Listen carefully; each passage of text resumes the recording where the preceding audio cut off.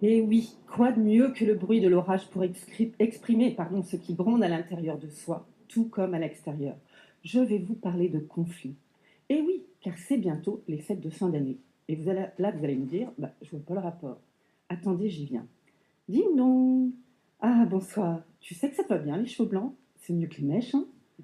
Allez, dis bonjour à grand-mamie. Tu sais, ça lui fera plaisir. Je veux pas dire bonjour à grand-mamie. Et tonton, t'auras pas pris un peu d'embonpoint là? C'est l'effet confinement, hein? Bienvenue au réveillon de Noël, Thibaut, avec ses quelques amuse-bouches. Bon, passons au plat principal. Vous savez, quand on se passe les assiettes, dans l'absence de présence et de regard au-dessus de la dinde marron. Et puis votre belle-sœur qui interroge les dernières fréquentations de votre ado de 15 ans. Ou encore la fois où vous tentez de prendre la parole et plus personne ne vous écoute. Allons au pied du sapin pour la distribution des cadeaux. Ah, votre beau papa vous offre un cadeau, un livre, le même que celui de l'année dernière. Arcellerie. Et ce cadeau jalousé qui rappelle les rapports conflictuels enfant avec votre grand frère.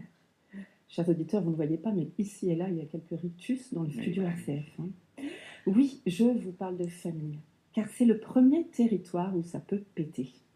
D'ailleurs, ce territoire se reproduit bizarrement au sein du collectif Travail, qui devient alors une grande scène de théâtre où tout se rejoue. Alors pourquoi? Cette époque de Noël est ambivalente, car au fond de nous, nous souhaitons passer un moment joyeux où tout est beau, où tout le monde est content. Et en même temps, c'est un moment délicat où ressurgissent nos blessures du passé, pas tout à fait guéries, nos loupés, nos manques, et qui pourtant ne demandent qu'à être chéris. Vous savez, ce petit moi qui a besoin de réparation et d'attention. Et oui, la famille est notre premier cercle, lui aussi de frustration, de rancœur, de jalousie. Bon, je ne voudrais pas mettre de l'huile sur le feu plus longtemps. Sachez que le conflit a du bon. Il fait partie du système, donc il a sa raison d'être.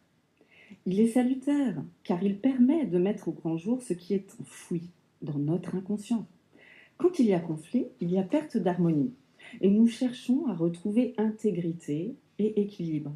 Et ça, c'est possible que à condition de se voir à distance pour ne pas rentrer dans le conflit et enfin s'autonomiser.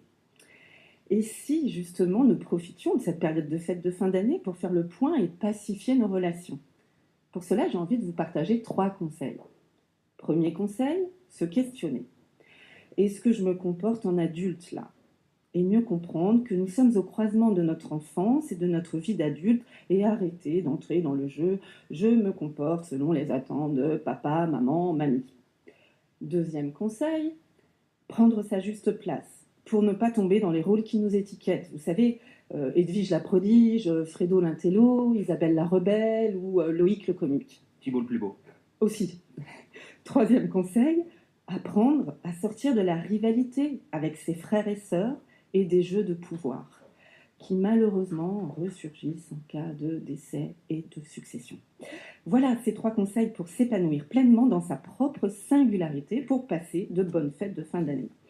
Et vous, Christian et Véronique, comment faites-vous pour garder la tête froide avec tous ces conflits que vous avez à dénouer? Y a-t-il un secret?